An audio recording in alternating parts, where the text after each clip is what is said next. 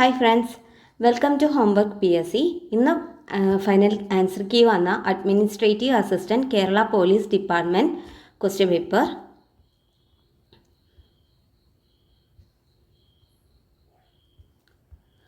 First question, താഴെ പറയുന്നവയിൽ ഏതാണ് ജർമ്മൻ മിഷണറി ഹെർമൻ ഗുണ്ടർട്ട് എഴുതിയ പുസ്തകമല്ലാത്തത്? ആൻസർ എ ആണ്, കേരള സമാചാരം. ഹെർമൻ ഗുണ്ടർട്ട് എഴുതിയ പുസ്തകങ്ങളാണ് കേരളപ്പഴമ, കേരളോൽപ്പത്തി, മലയാള ഭാഷാ വ്യാകരണം. ഹെർമൻ ഗുണ്ടർട്ടിൻ്റെ പുസ്തകങ്ങളാണ് കേരളപ്പഴമ, കേരളോൽപ്പത്തി, മലയാള ഭാഷാ വ്യാകരണം. ഹെർമൻ ഗുണ്ടർട്ട് 1847 ആരംഭിച്ച പത്രമാണ് രാജ്യസമാചാരം. രാജ്യസമാചാരം എന്നത് ഹെർമൻ ഗുണ്ടർട്ട് 1847 ആരംഭിച്ച പത്രമാണ്. മലയാളം ഇംഗ്ലീഷ് നിഘണ്ടു തയ്യാറാക്കിയതും ഹെർമൻ ഗുണ്ടർട്ടാണ്. മലയാള ഭാഷാ വ്യാകരണം എന്ന ബുക്കും കേരളപ്പഴമയും കേരളോൽപ്പത്തിയും രചിച്ചത് ഹെർമൻ ഗുണ്ടർട്ടാണ്.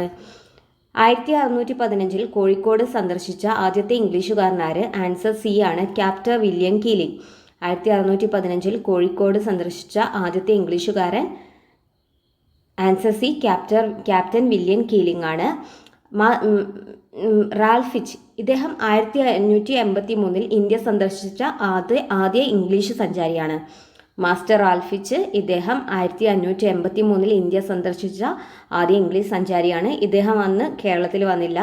1615 കോഴിക്കോട് സന്ദർശിച്ച ആദ്യ ഇംഗ്ലീഷുകാരൻ ക്യാപ്റ്റൻ വില്യം കീലിംഗ്. 3. സ്വാതന്ത്ര്യ സമരകാലത്ത് ലണ്ടനിലെ ഇന്ത്യൻ ഓഫീസിലെ ഉദ്യോഗസ്ഥനായിരുന്ന കേഴ്സൺ വില്ലിയുടെ ഇന്ത്യ വിരുദ്ധ പ്രവർത്തനങ്ങൾക്കെതിരായി പ്രതിഷേധമായി അദ്ദേഹത്തെ വധിച്ചതാര്? ആൻസർ ബി ആണ്, ML ദിങ്ഗ്ര അല്ലെ മദൻ ലാൽ ദിങ്ഗ്ര. സ്വാതന്ത്ര്യ സമരകാലത്ത് ലണ്ടനിലെ ഇന്ത്യൻ ഓഫീസിലെ ഉദ്യോഗസ്ഥനായിരുന്ന കേഴ്സൺ വില്ലിയുടെ ഇന്ത്യ വിരുദ്ധ പ്രവർത്തനങ്ങൾക്കെതിരായ പ്രതിഷേധമായി അദ്ദേഹത്തെ വധിച്ചത് മദൻ ലാൽ ദിങ്ഗ്രയാണ്. 1909 ജൂലൈ 1 ലണ്ടനിൽ വെച്ചാണ് മദൻ ലാൽ ദിങ്ഗ്ര ബ്രിട്ടീഷ് ഉദ്യോഗസ്ഥനായ കേഴ്സൺ വില്ലിയെ വെടിവെച്ചു കൊന്നത്. 1688 മഹത്തായ വിപ്ലവകാലത്ത് ഇംഗ്ലണ്ടിലെ രാജാവാരായിരുന്നു? ആൻസർ ഡി ആണ്, ജെയിംസ് രണ്ടാമൻ. ജെയിംസ് രണ്ടാമന് തൊട്ടു മുന്നത്തെ ആളായിരുന്നു ചാൾസ് രണ്ടാമൻ. വിപ്ലവകാലത്ത് ഇംഗ്ലണ്ടിലെ മഹത്തായ വിപ്ലവകാലത്ത് രാജാവ് ജെയിംസ് രണ്ടാമൻ. ജെയിംസ് രണ്ടാമന് ശേഷം വന്നതാണ് മേരിയും ഓറഞ്ചിലെ വില്യം. അപ്പോൾ വിപ്ലവ സമയത്ത് ഇംഗ്ലണ്ടിലെ രാജാവ് ആരാന്ന് ചോദിച്ചാൽ ആൻസർ ഡി ആണ്, ജെയിംസ് രണ്ടാമൻ. 5ാമത്തെ ക്വസ്റ്റ്യൻ, അമേരിക്കൻ സ്വാതന്ത്ര്യ സമരത്തിന് ശേഷം സ്വാതന്ത്ര്യ പ്രഖ്യാപനം ആരാണ് തയ്യാറാക്കിയത്? അമേരിക്കൻ സ്വാതന്ത്ര്യ സമരത്തിന് ശേഷം സ്വാതന്ത്ര്യ പ്രഖ്യാപനം ആരാണ് തയ്യാറാക്കിയതെന്ന് വെച്ചാൽ ആൻസർ ബി ആണ്, തോമസ് ജെഫേഴ്സൺ. 1776 അമേരിക്കൻ സ്വാതന്ത്ര്യ പ്രഖ്യാപനത്തിൻ്റെ പ്രധാന ശില്പിയായി തോമസ് ജെഫേഴ്സൺ ആയിരുന്നു. 1776 അമേരിക്കൻ സ്വാതന്ത്ര്യ പ്രഖ്യാപനത്തിൻ്റെ പ്രധാന ശില്പിയാണ് Thomas Jefferson.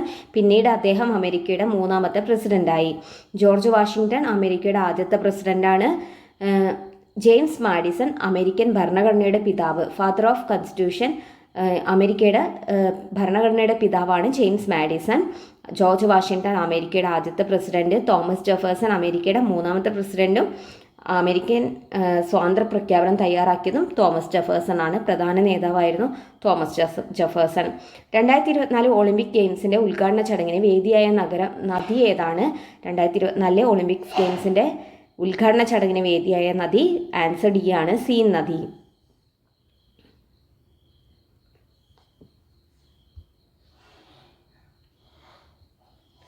7ാമത്തെ question, signal ശക്തിയിലെ വ്യത്യാസങ്ങളോടുള്ള remote sensing ഡിറ്റക്ടറിൻ്റെ സംവേദനക്ഷമത ഇനി പറയുന്ന സെൻസർ സവിശേഷതകളിൽ ഏതാണ്? ആൻസർ സി ആണ്, റേഡിയോമെട്രിക് റെസൊല്യൂഷൻ.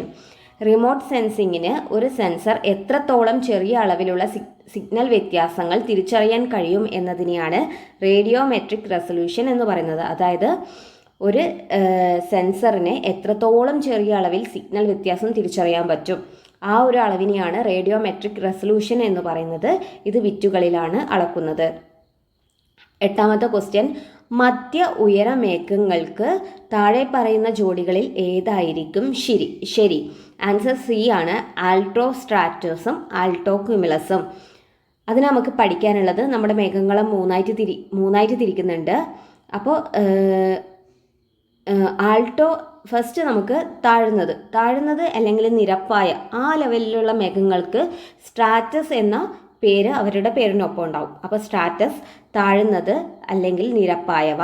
ഇവ സാധാരണയായി താഴ്ന്ന ഉയരങ്ങളിൽ കാണപ്പെടുന്ന പാളികൾ പോലെയുള്ള മേഘങ്ങളാണ്. താഴ്ന്ന ഉയരങ്ങളിൽ കാണപ്പെടുന്ന പാളികൾ പോലെയുള്ള മേഘങ്ങൾക്ക് നമ്മൾ സ്ട്രാറ്റസ് എന്ന് പറയും. അപ്പോൾ സ്ട്രാറ്റസ് എന്നുള്ള സംഭവം ഉണ്ടെങ്കിൽ അത് താഴ്ന്ന പാളികളിലുള്ള മേഘങ്ങൾ. ഇനി മധ്യമ മേഘങ്ങളെ നമുക്ക് ആൾട്ടോ വെച്ചിട്ട് പറയും. ആൾട്ടോ എന്ന് വെച്ചാൽ മദ്യം. ആൾട്ടോ എന്ന് പേരുണ്ടെങ്കിൽ അത് മധ്യ ഉയരത്തിലെ മേഘങ്ങളായിരിക്കും. അപ്പോൾ ആൾട്ടോ എന്നുള്ള പേരുണ്ടെങ്കിൽ അത് മധ്യ ഉയരത്തിലെ മേഘങ്ങളായിരിക്കും. സിറസ് അല്ലെ സിറോ ഉയർന്നത് എന്ന അർത്ഥമാണ്. അപ്പോൾ സിറസ് എന്ന് തുടങ്ങുന്നവ ഏറ്റവും ഉയരത്തിലുള്ള മേഘങ്ങളാണ്. ഇവ മഞ്ഞ് രൂപത്തിലായിരിക്കും. അപ്പോൾ സ്ട്രാറ്റസ് താഴ്ന്നത്, ആൾട്ടോ മധ്യം, സിറസ് ഉയർന്നത്. അപ്പോൾ ഓപ്ഷനിൽ ആദ്യം എ ആണ്, സിറസും സിറോസ്ട്രാറ്റസും. ഇത് ഉയർന്നതും സിറസ് സിറോസ്ട്രാറ്റസ് എന്ന് പറയുമ്പോൾ ഉയർന്നതും വരുന്നുണ്ട്, പിന്നെ സിറോസ്ട്രാറ്റസിൽ ഉയർച്ചയും താഴ്ചയും എല്ലാം വരുന്നുണ്ട്. ബിയിലോ സിറസും ആൾട്ടോസ്ട്രാറ്റസും. ഇത് സിറസ് ഉയർന്നതല്ലേ, അപ്പോൾ ഉയർന്നതിൻ്റെയും ഇടത്തരത്തിൻ്റെ എല്ലാം മിക്സ് അല്ലേ. അപ്പോൾ സീലാണെങ്കിൽ രണ്ട് മേഘങ്ങളും എന്താണ്, രണ്ട് ജോഡികളും എന്താ ആൾട്ടോയിൽ തുടങ്ങുന്നതാ അല്ലേ. അപ്പോൾ രണ്ട് മേഘങ്ങളും മധ്യം ഉയര മേഘങ്ങൾക്ക് ഉദാഹരണമല്ലേ. ആൾട്ടോ സ്ട്രാറ്റസും ഓൾട്ടോ ക്യുമുലസും രണ്ടിലും മധ്യ ഉയര മേഘങ്ങളുണ്ട്. 9. ധോലാധാർ ശ്രേണി ഹിമാലയത്തിലെ ഏത് ഡിവിഷനുമായി ബന്ധപ്പെട്ടിരിക്കുന്നു? ധോലധാർ അല്ലെ ധൗളധാർ ഇത് ഹിമാലയത്തിലെ മധ്യ ഹിമാലയങ്ങളാണ്. ഹിമാലയത്തിനെ മൂന്നായിട്ട് തിരിക്കുന്നുണ്ട്. ഹിമാദ്രി, ഹിമാചൽ, സിവാലിക്. അതിൽ മധ്യ ഹിമാലയം എന്ന് അറിയപ്പെടുന്നത് ഹിമാചലാണ്. ഓക്കെ, മധ്യ ഹിമാലയം എന്നറിയപ്പെടുന്നത് ഹിമാചൽ പ്രദേശത്തെ അല്ലെ മധ്യ ഹിമാലയത്തിലെ പ്രധാന സുഖവാസ കേന്ദ്രങ്ങളാണ് ഷിംല, കുളു, മണാലി. പിന്നെ ഹിമാചൽ അല്ലെങ്കിൽ മധ്യ ഹിമാലയൻ പ്രദേശത്തെ പ്രധാന പർവ്വതനിരകളാണ് പീർ പഞ്ചൽ, ധൗളധാർ, മഹാഭാരത് തുടങ്ങിയ പർവ്വതനിരകൾ. 10. ഗണ്ഡക് നദി പദ്ധതി സംയുക്തമായി നടപ്പിലാക്കുന്നത് ഇനി പറയുന്ന സംസ്ഥാനങ്ങളിൽ ഏതാണ്? അപ്പോൾ ഗണ്ഡക് നദി പദ്ധതി എന്ന് പറയുന്നത് നേപ്പാൾ 1959 നേപ്പാളുമായി ഒപ്പിട്ട കരാറിൻ്റെ അടിസ്ഥാനത്തിലാണ് രൂപീകരിക്കുന്നത്. ഗണ്ഡക് നദി പദ്ധതി. ഇതിൽ ഉൾപ്പെടുന്ന ഇന്ത്യൻ സംസ്ഥാനങ്ങൾ എന്ന് പറയുന്നത് ബീഹാറും ഉത്തർപ്രദേശുമാണ്. അപ്പോൾ ഗണ്ഡക് നദി ഏതൊക്കെ സംസ്ഥാനങ്ങളുമായിട്ട് ഗണ്ഡക് നദി പദ്ധതി സംയുക്തമായി നടപ്പിലാക്കുന്ന സംസ്ഥാനം ചോദിച്ചാൽ ബീഹാറും ഉത്തർപ്രദേശും. ഗണ്ഡക് നദി പദ്ധതി പ്രകാരം ഉപകാരങ്ങൾ കിട്ടുന്ന സ്ഥലങ്ങളാണ് ബീഹാറും ഉത്തർപ്രദേശും നേപ്പാളും. ഗണ്ഡക് നദി പദ്ധതി സ്റ്റേറ്റ്സ് ചോദിച്ചാൽ ബീഹാറും ഉത്തർപ്രദേശും. അങ്ങനെയാണെങ്കിൽ തുംഗഭദ്ര പദ്ധതി ഏതൊക്കെ സംസ്ഥാനങ്ങൾക്കിടയിലാണ്? തുംഗഭദ്ര പദ്ധതി ആന്ധ്രാപ്രദേശും കർണാടകയും. തുംഗഭദ്ര ആരുടെ പോഷക നദിയാണ്? കൃഷ്ണ നദിയുടെ പോഷക നദിയാണ്. അപ്പോൾ തുംഗഭദ്ര പദ്ധതി ആന്ധ്രാപ്രദേശും കർണാടകയും. ബക്രാനങ്കൽ പദ്ധതി പഞ്ചാബ്, ഹരിയാന, രാജസ്ഥാൻ. ചമ്പൽ പദ്ധതി രാജസ്ഥാനും മധ്യപ്രദേശും. ഗണ്ഡക് നദി പദ്ധതി ബീഹാറും ഉത്തർപ്രദേശും. 11. കേരളത്തെ താഴെ പറയുന്ന ഏത് ജില്ലകളിലാണ് മേസ ഭൂരൂപങ്ങൾ നന്നായി വികസിപ്പിച്ചെടുത്തിരിക്കുന്നത്? 11ാമത്തെ ക്വസ്റ്റ്യൻ, കേരളത്തിലെ താഴെ പറയുന്ന ഏത് ജില്ലകളിലാണ് മേസ രൂപങ്ങൾ നന്നായി വികസിപ്പിച്ചെടുത്തിരിക്കുന്നത്? ആൻസർ എ ആണ്, കണ്ണൂരും കാസർഗോഡും. മുകൾ ഭാഗം പരന്നതും വശങ്ങൾ കുത്തനെയുള്ളതുമായ ഉയർന്ന ഭൂരൂപങ്ങളെയാണ് മേസ എന്ന് വിളിക്കുന്നത്. ജില്ലകളിലെ അതായത് കണ്ണൂർ, കാസർഗോഡ് ജില്ലകളിലെ ചെങ്കൽ കുന്നുകളിലാണ് എന്ത് കാണപ്പെടുന്നത്? മേസ ഭൂരൂപങ്ങൾ. ഇവയെ പ്രാദേശികമായി പുറന്തേട് അല്ലെങ്കിൽ പാറകൾ എന്നും വിളിക്കാറുണ്ട്. 12ാമത്തെ ക്വസ്റ്റ്യൻ, അടുത്തിടെ ഇന്ത്യൻ പ്രധാനമന്ത്രി ഏത് സംസ്ഥാനത്താണ് ബഞ്ചാര വിരാസത് മ്യൂസിയം ഉദ്ഘാടനം ചെയ്തത്? ആൻസർ ബി ആണ്, മഹാരാഷ്ട്ര. ബഞ്ചാര വിരാസത് മ്യൂസിയം. ബഞ്ചാര ജനതയുടെ വലിയൊരു വിഭാഗം അധിവസിക്കുന്ന സംസ്ഥാനമാണ് മഹാരാഷ്ട്ര. അപ്പോൾ ബഞ്ചാര വിരാസത് മ്യൂസിയം അല്ലെ ബഞ്ചാരകളുടെ പൈതൃക മ്യൂസിയം അപ്പോൾ എവിടെയാണ് വന്നിട്ടുള്ളത്? Answer B, Maharashtra.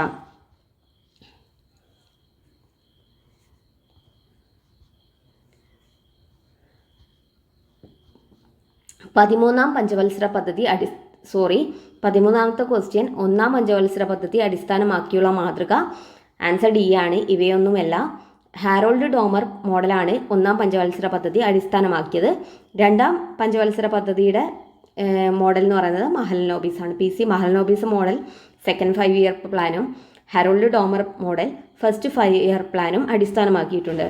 14 Reserve Bank of India സ്ഥാപിതമായത് ഏത് കമ്മീഷന്റെ ശുപാർശ പ്രകാരമാണ്? ആൻസർ സി ആണ്, Hilton Young commission. 1926 royal commission on Indian currency and finance. ഇതാണ് ഹിൽട്ടൺ യങ് കമ്മീഷൻ എന്നറിയപ്പെടുന്നത്. 1926 royal commission on Indian currency and finance അറിയപ്പെടുന്നത് റോയൽ കമ്മീഷൻ. ഈ കമ്മീഷന്റെ റിപ്പോർട്ടിന്റെ അടിസ്ഥാനത്തിൽ ഇന്ത്യയിൽ ഒരു കേന്ദ്ര ബാങ്ക് വരണം എന്ന ആശയം വരുന്നു. അതിന്റെ ഭാഗമായിട്ട് 1934 RBI ആക്ട് പാസ്സാവുകയും 1935 ഏപ്രിൽ 1 RBI പ്രവർത്തനം ആരംഭിക്കുകയും ചെയ്യുന്നു. 15 ഒരു രൂപ നോട്ടിൽ ആരുടെ ഒപ്പാണുള്ളത്? ആൻസർ ഇയാണ്, ധനകാര്യ സെക്രട്ടറി, ഗവൺമെന്റ് ഓഫ് ഇന്ത്യ. ഇന്ത്യയിൽ ഒരു രൂപ നോട്ട് പുറത്തിറക്കുന്നത് ഭാരത സർക്കാരിൻ്റെ ധനകാര്യ മന്ത്രാലയമാണ്. അതുകൊണ്ട് തന്നെ ഒരു രൂപ നോട്ടിൽ ഒപ്പുവെക്കുന്നത് ധനകാര്യ സെക്രട്ടറി. എന്നാൽ മറ്റ് നോട്ടുകളൊക്കെ RBI ആണ് പുറത്തിറക്കുന്നത്. അതുകൊണ്ട് തന്നെ RBI ഗവർണറായിരിക്കും മറ്റു നോട്ടുകളിൽ ഒപ്പുവെക്കുന്നത്. 16 സർവോദയ പദ്ധതിയുടെ വക്താവ്? ആൻസർ ഡി ആണ്, ഇവയൊന്നുമല്ല. സർവോദയ പദ്ധതി 1950 ജയപ്രകാശ് നാരായണനാണ് സർവോദയ പദ്ധതി ആവിഷ്കരിക്കുന്നത്. അപ്പോൾ സർവോദയ പദ്ധതിയുടെ വർഷം എന്ന് പറയുന്നത് 1950. വക്താവ് ജയപ്രകാശ് നാരായണൻ. ഇദ്ദേഹം ആരുടെയൊക്കെ ആശയങ്ങളാണ് ഇതിൽ കൊണ്ടുവരുന്നത്? ഗാന്ധിയൻ ആശയങ്ങളിലും വിനോബ ഭാവയുടെ സർവോദയ തത്വങ്ങളിലും അധിഷ്ഠിതമായിരുന്നു സർവോദയ പദ്ധതി. അതുപോലെ തന്നെ കൃഷിക്കും ചെറുകിട കുടിൽ വ്യവസായങ്ങൾക്കും വലിയ തോതിലുള്ള പ്രാധാന്യം ജയപ്രകാശ് നാരായണന്റെ സർവോദയ പദ്ധതി നൽകിയിരുന്നു. ഇനി വിശ്വേശ്വരയ്യ പ്ലാൻ കൊണ്ടുവന്നത് വിശ്വേശ്വരയ്യാണ്. ഗാന്ധിയൻ പ്ലാൻ കൊണ്ടുവന്നത് ശ്രീമാൻ നാരായണനാണ്. പീപ്പിൾസ് പ്ലാൻ കൊണ്ടുവന്നത് MN റോയ് ആണ്. 17 ഇന്ത്യൻ കൗൺസിൽ ഓഫ് അഗ്രികൾച്ചർ റിസർച്ചിനെ സംബന്ധിച്ചിടത്തോളം താഴെ പറയുന്നവയിൽ ഏതാണ് ശരി? ആൻസർ ഡി ആണ്, മൂന്നും ശരിയാണ്. അതായത് Indian council of agriculture research ICAR.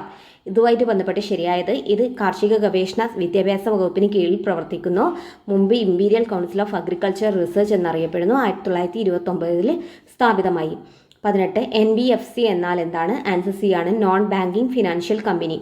Bank അല്ലാത്ത, ബാങ്കിങ് ലൈസൻസ് ഇല്ലാത്ത എന്നാൽ പണ ഇടപാടൊക്കെ ചെയ്യുന്ന സ്ഥാപനങ്ങളെയാണ് നോൺ ബാങ്കിങ് ഫിനാൻഷ്യൽ കമ്പനി എന്ന് പറയുന്നത്.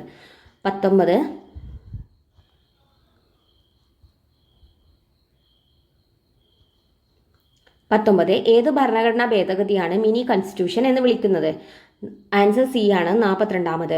1976 ഇന്ദിരാഗാന്ധി സർക്കാരിന്റെ കാലത്താണ് 42ാം ഭേദഗതി കൊണ്ടുവരുന്നത്. ഭരണഘടനയിൽ വലിയ തോതിലുള്ള മാറ്റങ്ങൾ വരുത്തിയതിനാലാണ് ഇതിനെ മിനി കോൺസ്റ്റിറ്റ്യൂഷൻ എന്ന് വിളിക്കുന്നത്. ഭരണഘടനയുടെ ആമുഖത്തിൽ സോഷ്യലിസ്റ്റ്, സെക്യുലർ, ഇന്റഗ്രിറ്റി എന്നീ വാക്കുകൾ കൂട്ടിച്ചേർത്തതും മൗലിക കർത്തവ്യം ഉൾപ്പെടുത്തിയതും ഈ ഭേദഗതിയിലാണ്.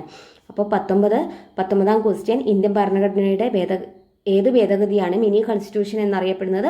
42ാം ഭേദഗതി. നിലവിൽ വരുന്നത് 42ാം ഭേദഗതി 1976 ഇന്ദിരാഗാന്ധി സർക്കാരിൻ്റെ കാലത്താണ് ഇത് നടപ്പിലാക്കുന്നത്. 77 42ാം ഭേദഗതി കൊണ്ടുവന്ന മാറ്റങ്ങൾ എന്ന് പറയുന്നത്, ഇത് ആദ്യമായിട്ട് ഇന്ത്യയുടെ ആമുഖത്തിൽ മാറ്റങ്ങൾ ഉണ്ടായത് 42ാം ഭേദഗതി പ്രകാരമാണ്. ആകെ ഒരു പ്രാവശ്യം മാത്രമാണ് ഇന്ത്യയുടെ ആമുഖം ഭേദഗതി ചെയ്തിട്ടുള്ളൂ. അത് 42ാം ഭേദഗതി പ്രകാരമാണ്.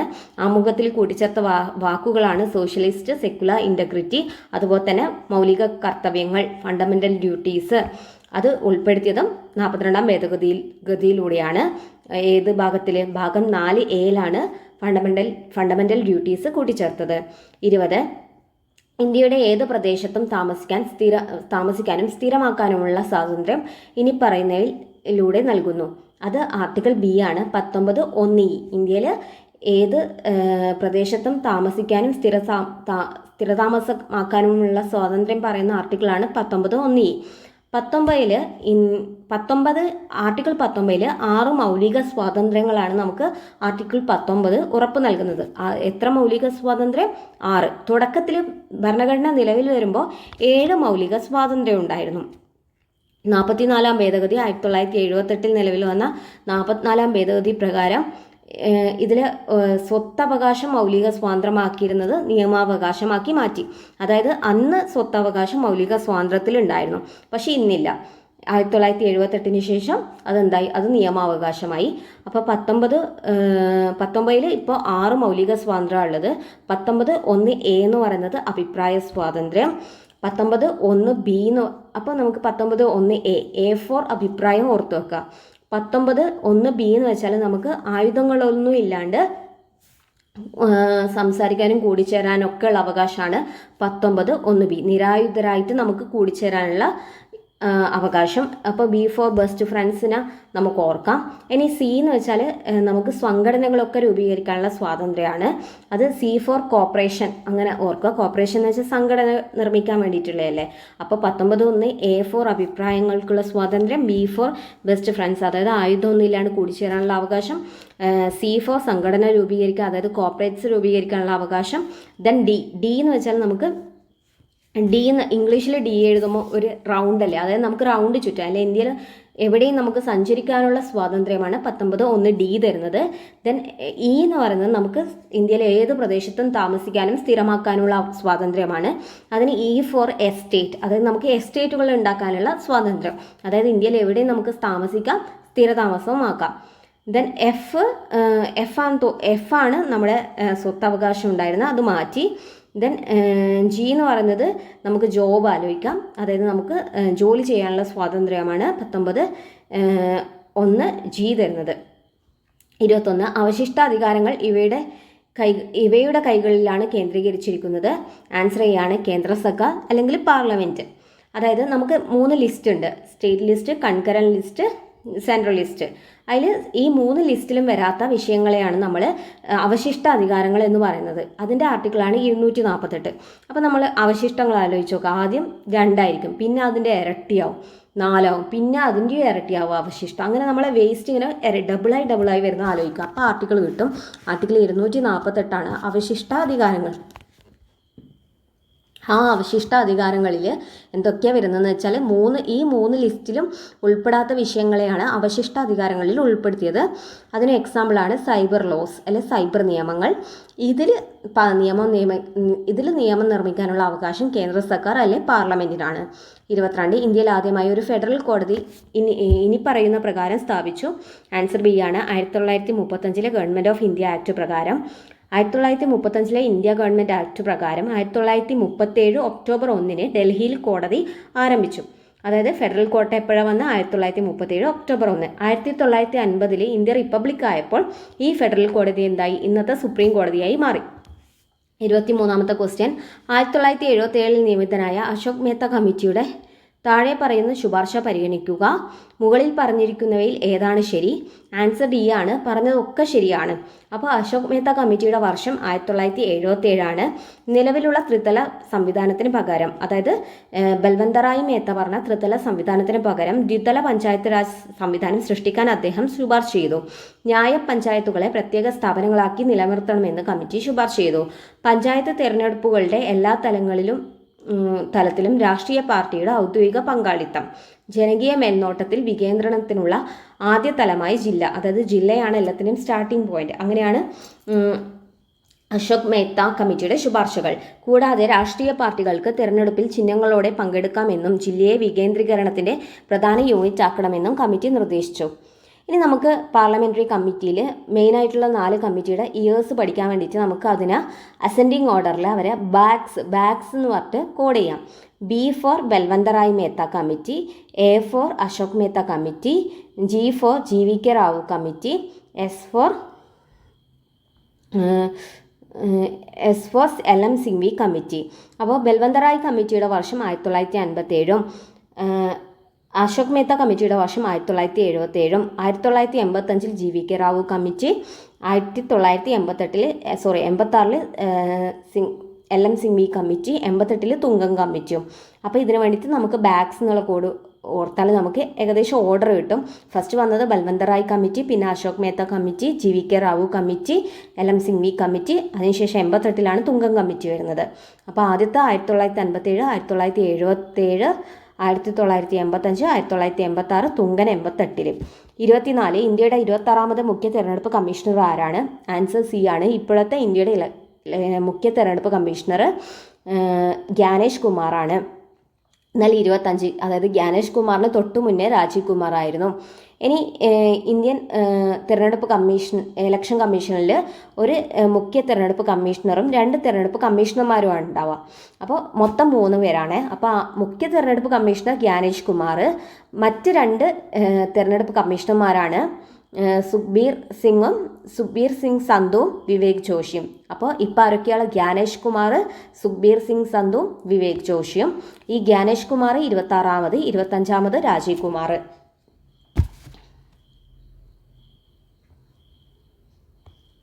25ാമത്തെ ക്വസ്റ്റ്യൻ, പ്രകൃതി നീതിയുടെ തത്വം പ്രധാനമായും ഇവ ഉറപ്പാക്കുന്നു. ആൻസർ എ ആണ് 1ഉം 2ഉം.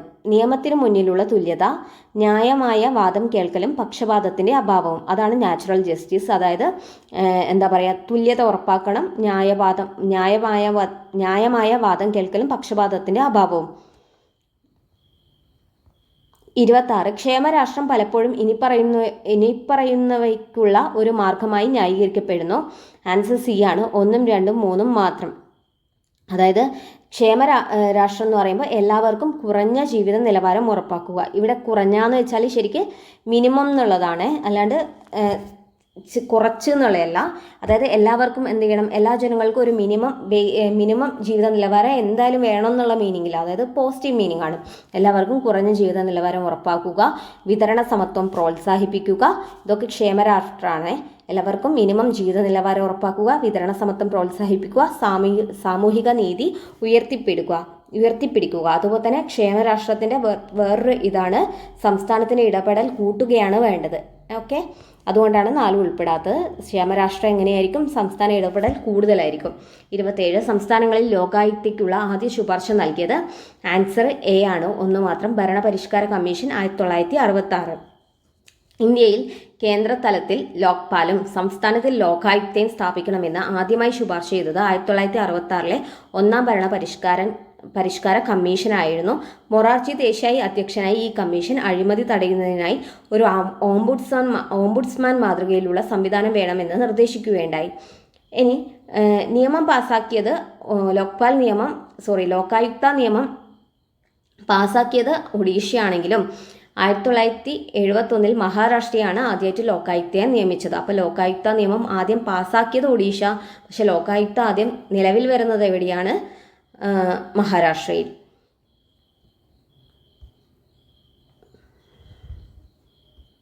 28, ഭരണത്തിൽ 3 പ്രധാന മാറ്റ സാധ്യതകൾ ICTകൾ നൽകുന്നു. ഏതൊക്കെയാണെന്ന് വെച്ചാൽ ആൻസർ എ ആണ് ഓട്ടോമേഷൻ, ഇൻഫോർമേറ്റൈസേഷൻ ആൻഡ് ട്രാൻസ്ഫോർമേഷൻ, അല്ലെ പരിവർത്തനം. ഈ പ്രൈവറ്റൈസേഷൻ എന്ന് പറയുന്നത് നമ്മുടെ എക്കണോമിക് പോളിസിയുമായിട്ട് ബന്ധപ്പെട്ടതാണ്. അപ്പോൾ ICT എന്തൊക്കെയാണ് നമുക്ക് തരുന്നത്? ഓട്ടോമേഷൻ, ഇൻഫോർമൈറ്റൈസേഷൻ, പരിവർത്തനം. 29, എക്സിക്യൂട്ടീവിന് മേലുള്ള പാർലമെന്ററി മേൽനോട്ടത്തിൽ ഇവ ഉൾപ്പെടുന്നു. അതായത് എക്സിക്യൂട്ടീവിന് പാർലമെന്റ്സിനെ എങ്ങനെയൊക്കെ നിയന്ത്രിക്കാൻ പറ്റും?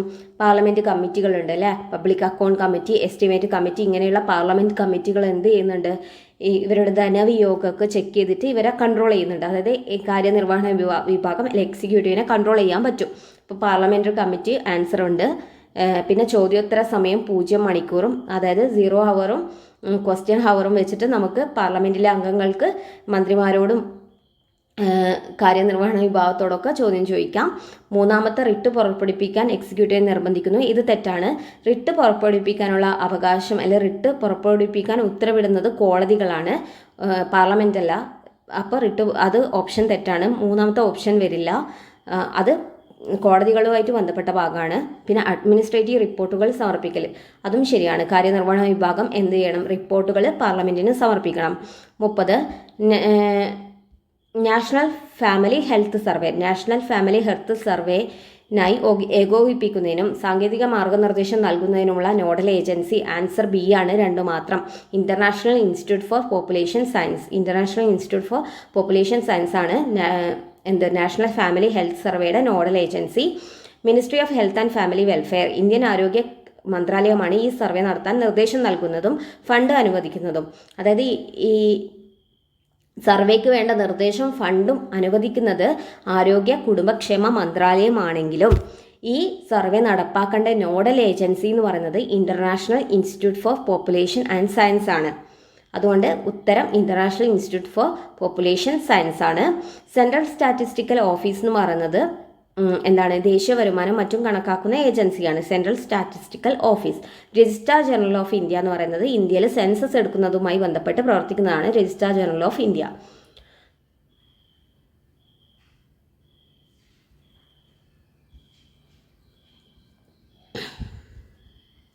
അപ്പോൾ 31ാമത്തെ ക്വസ്റ്റ്യൻ, സൗജന്യവും നിർബന്ധിതവുമായ വിദ്യാഭ്യാസം 6 to 14 വയസ്സ് വരെ ഇനി പറയുന്ന രീതിയിൽ അവതരിപ്പിച്ചു.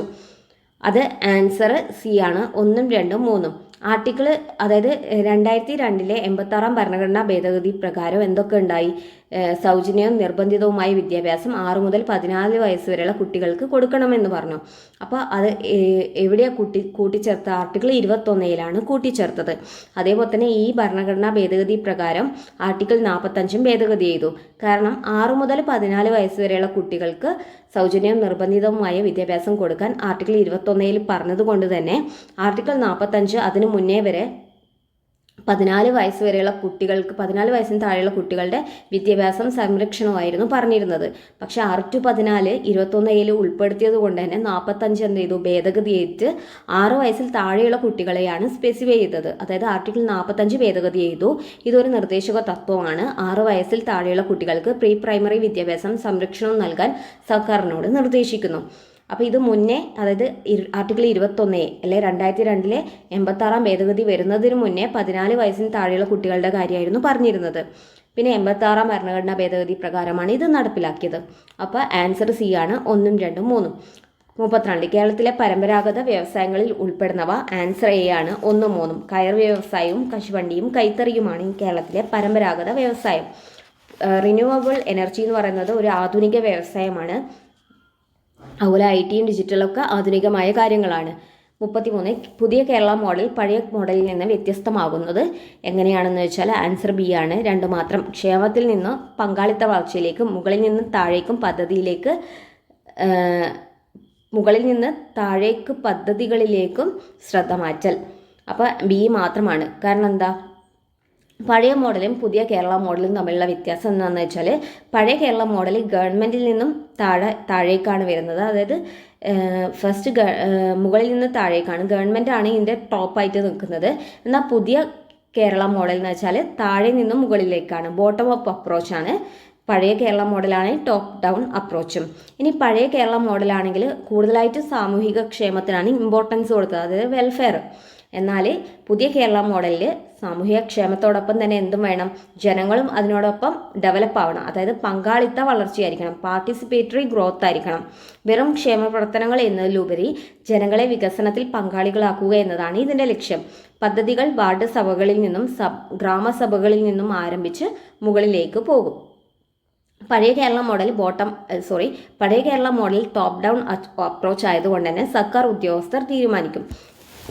എന്നാൽ ഈ പുതിയ കേരള മോഡലോ ബോട്ടം അപ്പ് അല്ലേ, അപ്പോൾ ഗ്രാമസഭകളും ജനങ്ങളുമാണ് തീരുമാനിക്കുന്നത്. പിന്നെ പഴയ കേരള മോഡൽ കേന്ദ്രീകൃതമായ അധികാരമായിരുന്നു, പുതിയ കേരള മോഡൽ വികേന്ദ്രീകൃതമായ അധികാരമാണ്. 34ാമത്തെ question, Mahatma Gandhi national rural employment guarantee act പാസ്സാക്കുകയും രാഷ്ട്രപതിയുടെ അംഗീകാരം നേടുകയും ചെയ്തത്. ഇവിടെ ആൻസർ എ ആണ് ശരി. 2005 ഓഗസ്റ്റ് 23 പാർലമെൻറ്റ് പാസ്സാക്കി. രാഷ്ട്രപതിയുടെ അംഗീകാരം ലഭിക്കുന്നത് 2005 സെപ്റ്റംബർ 5. നടപ്പിലാക്കിയത് 2006 ഫെബ്രുവരി 2 ആന്ധ്രാപ്രദേശിലെ അനന്തപൂർ ജില്ലയിൽ. അപ്പോൾ Mahatma Gandhi national rural employment guarantee act parliament പാസ്സാക്കുന്നത് 2005 ഓഗസ്റ്റ് 23. രാഷ്ട്രപതി അംഗീകരിക്കുന്നത് 2005 സെപ്റ്റംബർ 5. നിലവിൽ വരുന്നത് 2006 ഫെബ്രുവരി 2. അപ്പോൾ ആൻസർ എ ആണ്. 35, ഉച്ചഭാഷിണികളുടെ ഉപയോഗം സംബന്ധിച്ച് 2000 ശബ്ദ മലിനീകരണ റെഗുലേഷൻ ആൻഡ് കൺട്രോൾ നിയമങ്ങൾ അനുസരിച്ച് ഇനി പറയുന്ന പ്രസ്താവനകളിൽ ഏതാണ് ശരി? ആൻസർ സി ആണ്. 1, 3, 4 ശരി. രാത്രി സമയങ്ങളിൽ ഉച്ചഭാഷിണി ഉപയോഗിക്കുന്നതിന് പൂർണ്ണ നിരോധനമുണ്ട്. രാത്രി 10 മണി മുതൽ രാവിലെ 6 മണി വരെ എന്ന് നിർവചിച്ചിരിക്കുന്നു. വർഷത്തിൽ പരമാവധി 15 ദിവസത്തേക്ക് ഉത്സവങ്ങൾ, സാംസ്കാരികമോ മതപരമായ കാര്യങ്ങൾക്ക് അർദ്ധരാത്രി വരെ ഉപയോഗം നീട്ടാൻ ഒരു സംസ്ഥാന സർക്കാരിന് അനുവദിക്കാം. അർദ്ധരാത്രി വരെയുള്ള ഇളവ് നിയുക്ത നിശബ്ദ മേഖലകൾക്ക് ബാധകമല്ല. 36, സമാധാനത്തിനുള്ള നോബൽ സമ്മാനം നൽകുന്നതിനുള്ള നിയമങ്ങളും പ്രക്രിയകളും സംബന്ധിച്ച് ഇനി പറയുന്ന പ്രസ്താവനകളിൽ ഏതാണ് ശരി? ആൻസർ സി ആണ്. 1, 2, 4 ശരി. നോർവീജിയൻ പാർലമെൻറ്റ് 5 അംഗങ്ങളെ നിയമിക്കുന്ന നോർവീജിയൻ നോബൽ കമ്മിറ്റിയാണ് സമ്മാനം തീരുമാനിക്കുന്നത്. നോർവീജിയൻ പാർലമെൻറ്റ് 5 അംഗങ്ങളെ നിയമിക്കുന്ന നോർവീജിയൻ നോബൽ കമ്മിറ്റിയാണ് സമ്മാനം തീരുമാനിക്കുന്നത്.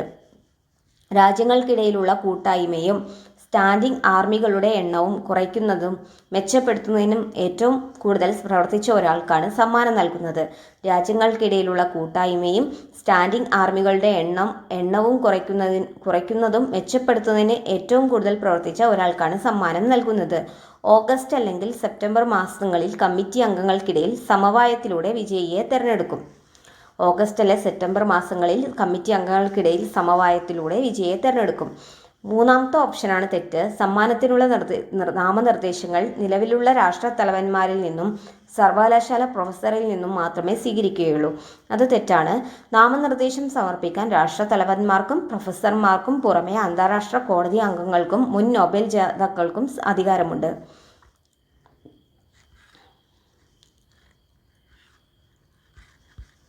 37. താഴെ പറയുന്നവയിൽ കുട്ടികളിൽ 5-ാം പനി മൂലമുണ്ടാകുന്ന ഏറ്റവും സാധാരണമായ സങ്കീർണത എന്താണ്? ആൻസർ ബി ആണ് ന്യൂമോണിയ.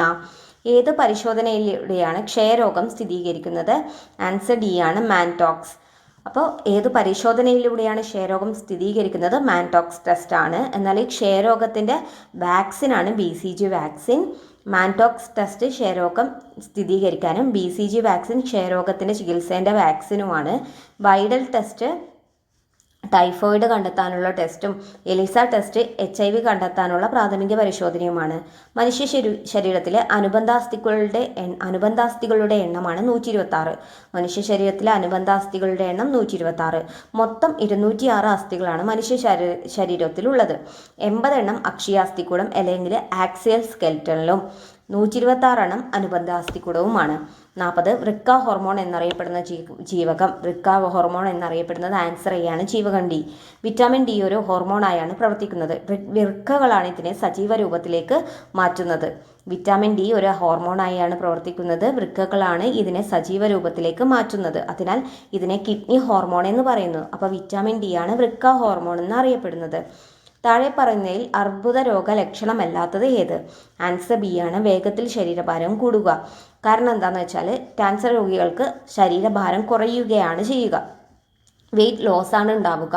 അതുകൊണ്ട് തന്നെ ആൻസർ ബി വേഗത്തിൽ ശരീരഭാരം കൂടുക എന്നത് അർബുദ രോഗ ലക്ഷണമല്ല. 42. എന്നാണ് ലോക പൊണ്ണത്തടി ദിനം? അത് മാർച്ച് 4-നാണ്. അപ്പോൾ ലോക പൊണ്ണത്തടി ദിനം മാർച്ച് 4. അടുത്തിടെ മാർബർഗ് വൈറസ് രോഗം പൊട്ടിപ്പുറപ്പെട്ടതായി റിപ്പോർട്ട് ചെയ്ത രാജ്യം ഏതാണ്? ആൻസർ സി ആണ്, ടാൻസാനിയ. 44. കേരളത്തിലെ സപ്തഭാഷാ സംഗമ ഭൂമി എന്നറിയപ്പെടുന്ന ജില്ല? ആൻസർ ഡി ആണ്, കാസർഗോഡ്. കേരളത്തിലെ സപ്തഭാഷാ സംഗമഭൂമി എന്നറിയപ്പെടുന്ന ജില്ല? Answer D, Kasaragod.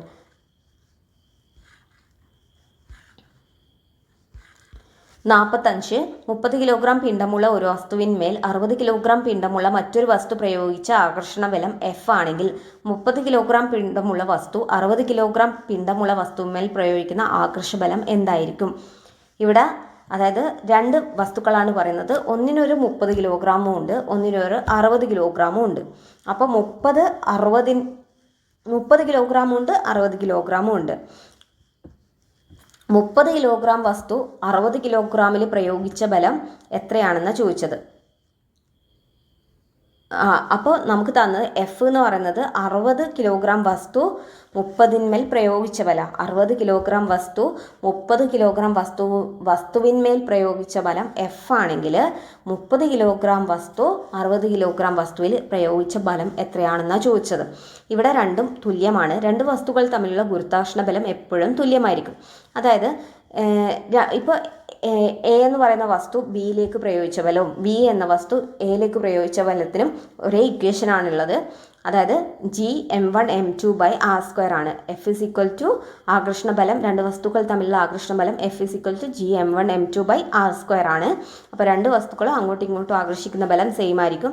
അപ്പോൾ ആൻസർ എഫ് തന്നെ, ആൻസർ ബി എഫ്. 46. ചുവടെ കൊടുത്തിരിക്കുന്നതിൽ ഒരേ താപനിലയിൽ സഞ്ചരിക്കുന്ന ശബ്ദത്തിൻ്റെ വേഗതയെക്കുറിച്ച് ശരിയായ പ്രസ്താവന ഏത്? അതായത് ഒരേ താപനിലയിൽ ശബ്ദം സഞ്ചരിക്കുകയാണ്, അങ്ങനെയാണെങ്കിൽ ഏതായിരിക്കും ശരി? ആൻസർ ബി ആണ്. അതായത് ശബ്ദം ഈർപ്പമുള്ള വായുവിൽ വരണ്ട വായുവിനേക്കാൾ വേഗത്തിൽ സഞ്ചരിക്കുന്നു.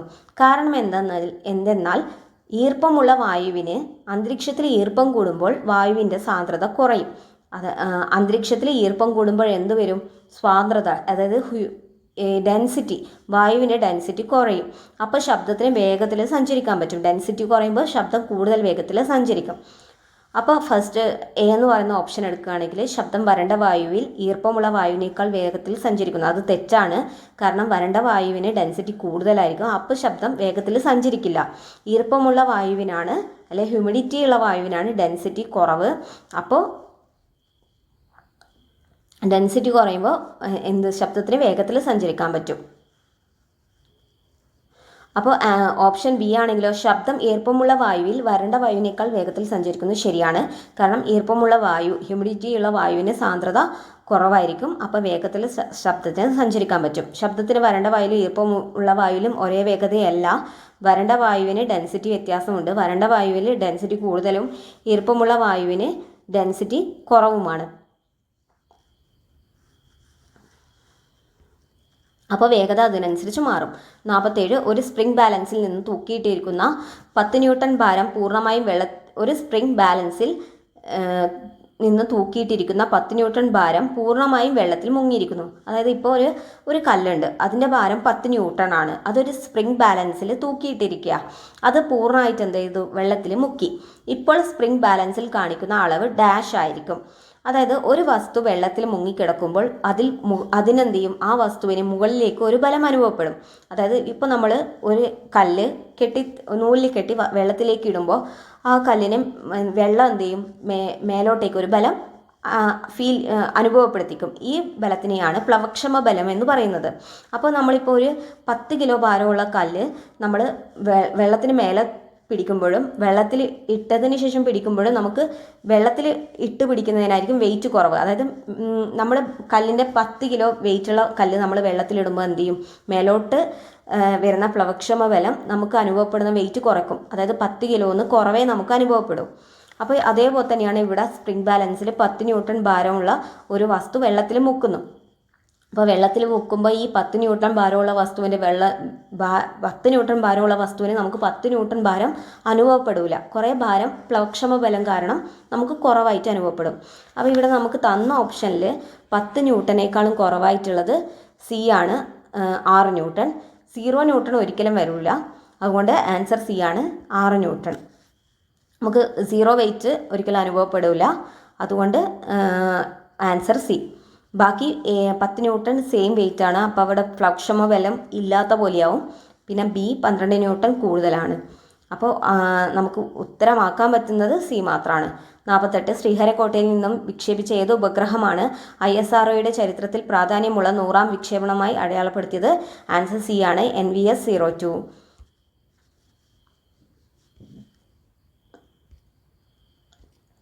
49 ഭൂമിയുടെ പുറന്തോടിൽ ഏറ്റവും സമൃദ്ധമായ ലോഹം.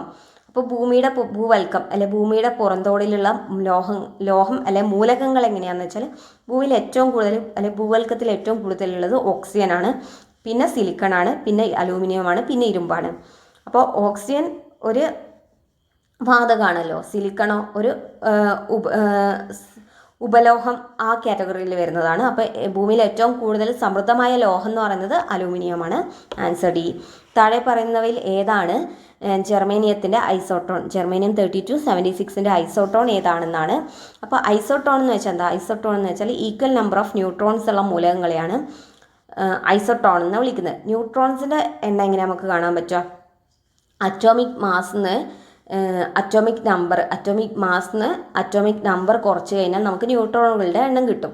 അത് നമ്മുടെ ക്വസ്റ്റ്യനിലെ ജർമ്മേനിയത്തിൻ്റെ ന്യൂട്രോണുകളുടെ എണ്ണം എത്രയാണെന്ന് ചോദിച്ചാൽ ജർമ്മേനിയത്തിൻ്റെ അറ്റോമിക് മാസ് എന്ന് പറയുന്നത് 76ഉം ജർമ്മേനിയത്തിൻ്റെ അറ്റോമിക് നമ്പർ എന്ന് പറയുന്നത് 32ആണ്. അപ്പോൾ 76 32 കുറച്ചാൽ നമുക്ക് എന്ത് കിട്ടും? 44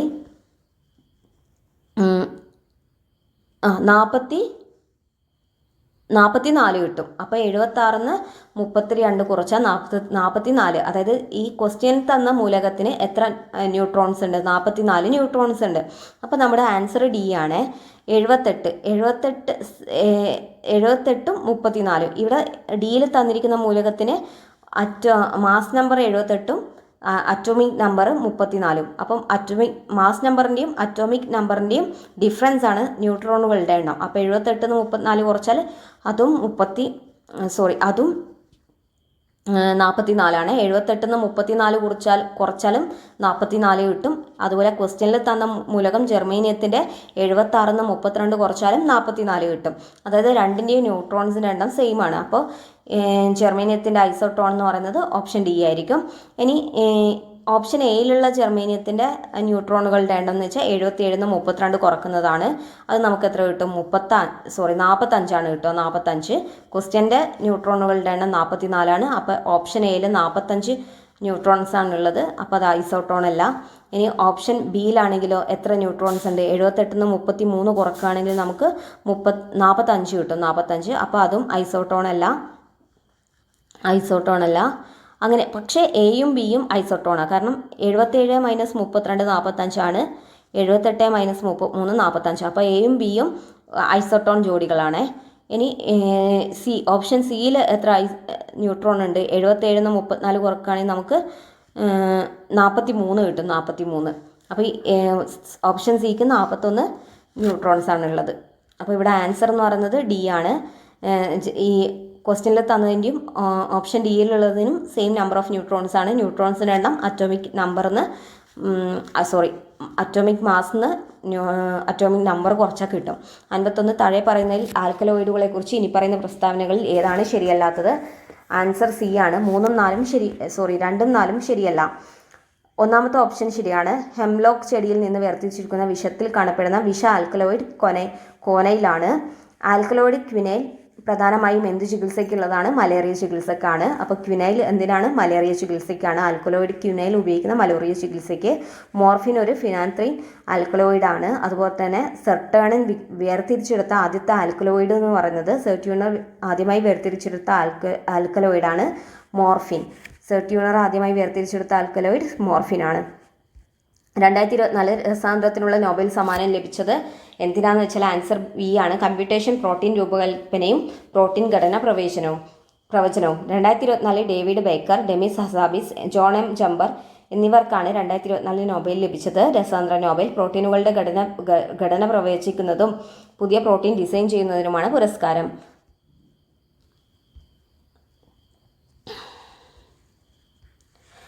53 കോട്ടയത്തു തമ്പുരാൻ ഏത് കലാരൂപവുമായി ബന്ധപ്പെട്ടിരിക്കുന്നു? കഥകളിയാണ്. കോട്ടയത്തു തമ്പുരാൻ ഏത് കലാരൂപവുമായി ബന്ധപ്പെട്ടിരിക്കുന്നു? കഥകളി. 54 2025 ICC വനിതാ ലോകകപ്പ് സെമി ഫൈനലിൽ ഫൈനലിലേക്ക് നയിച്ച ഇന്ത്യൻ വനിതാ ക്രിക്കറ്റ് താരമാരാണ്? Answer B Jemimah Rodrigues. 55 ജോസഫ് മുണ്ടശ്ശേരിയെക്കുറിച്ചുള്ള ശരിയായ പ്രസ്തുതകൾ ഏതൊക്കെയാണ്? ആൻസർ സി ആണ്. 1ഉം 2ഉം 4ഉമാണ് ശരി, 3 തെറ്റാണ്. അപ്പോൾ ജോസഫ് മുണ്ടശ്ശേരി അദ്ദേഹം ഒരു നിരൂപകനായിരുന്നു. അദ്ദേഹം ഒരു കോളേജ് അധ്യാപകനും വിദ്യാഭ്യാസ മന്ത്രിയുമായിരുന്നു. രാജരാജൻ്റെ മാറ്റൊലി എന്നത് ജോസഫ് മുണ്ടശ്ശേരിയുടെ കൃതിയാണ്. രാജരാജൻ്റെ മാറ്റൊലി. ഓപ്ഷൻ 3ആണ് തെറ്റ്. അദ്ദേഹം കേരള സർവകലാശാലയുടെ വൈസ് ചാൻസലർ. തെറ്റാണ്. ജോസഫ് മുണ്ടശ്ശേരി കുസാറ്റിൻ്റെ വൈസ് ചാൻസലറായിരുന്നു. കുസാറ്റിൻ്റെ പ്രഥമ വൈസ് ചാൻസലറായിരുന്നു ജോസഫ് മുണ്ടശ്ശേരി. അദ്ദേഹം നമ്മുടെ ആദ്യത്തെ വിദ്യാഭ്യാസ മന്ത്രിയായിരുന്നു. എന്നാൽ കേരള സർവകലാശാലയുടെ ആദ്യത്തെ വൈസ് ചാൻസലർ ജോൺ മത്തായി ആണ്. 56 കേരള സംസ്ഥാന ചലച്ചിത്ര അവാർഡ് ആരംഭിച്ച വർഷം? കേരള സംസ്ഥാന ചലച്ചിത്ര അവാർഡ് 1969. 57 ഇനി വരുന്ന ഒരു തലമുറയ്ക്ക് ഇവിടെ വാസം സാധ്യമോ? ആരാണ് ഈ വരിയുടെ രചയിതാവ്? ആൻസർ സി ആണ്. ഇഞ്ചക്കാട് ബാലചന്ദ്രൻ. ഇനി വരുന്ന ഒരു തലമുറയ്ക്ക് ഇവിടെ വാസം സാധ്യമോ? ഇഞ്ചക്കാട് ബാലചന്ദ്രൻ. 58 വൈക്കം സത്യാഗ്രഹത്തിൻ്റെ 100ാം വാർഷികം എപ്പോഴാണ്? ആൻസർ ഡി ആണ്. 2025 നവംബർ 23. 59 കേരളം കടുത്ത ദാരിദ്ര്യത്തിൽ നിന്നും മുക്തമായി പ്രഖ്യാപിച്ചത് എപ്പോഴാണ്? 2025 നവംബർ 1.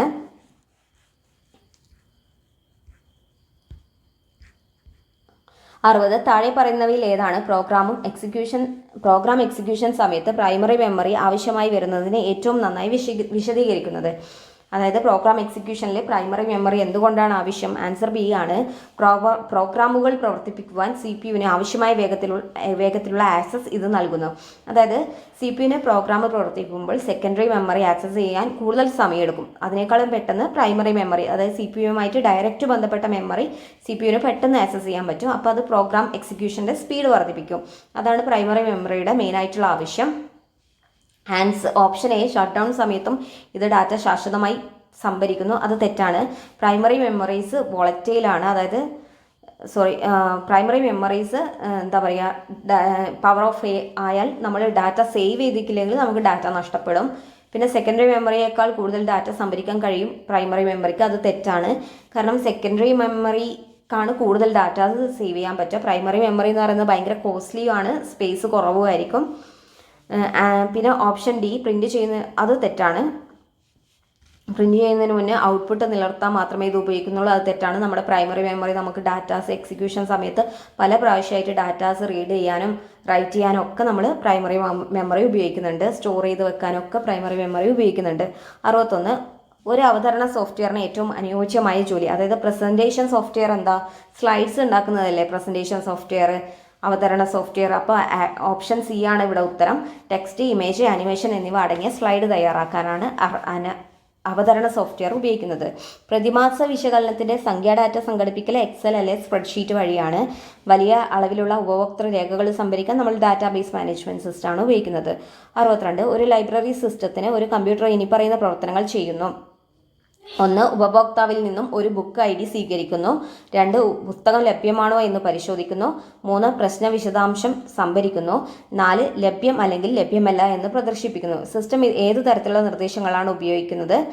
ആൻസർ എന്ന് പറയുന്നത് സി ആണ്. Input, control, store, output. അതായത് ഉപയോക്താവിൽ നിന്ന് ഒരു ബുക്ക് ID സ്വീകരിക്കുന്നു. അതായത് ഇപ്പോൾ ഞാൻ ലൈബ്രറിയിൽ പോയിട്ട് ഞാൻ ഒരു ലൈബ്രറിയിൽ പോകുന്നു. അവിടെ ഒരു സിസ്റ്റം ഉണ്ട്.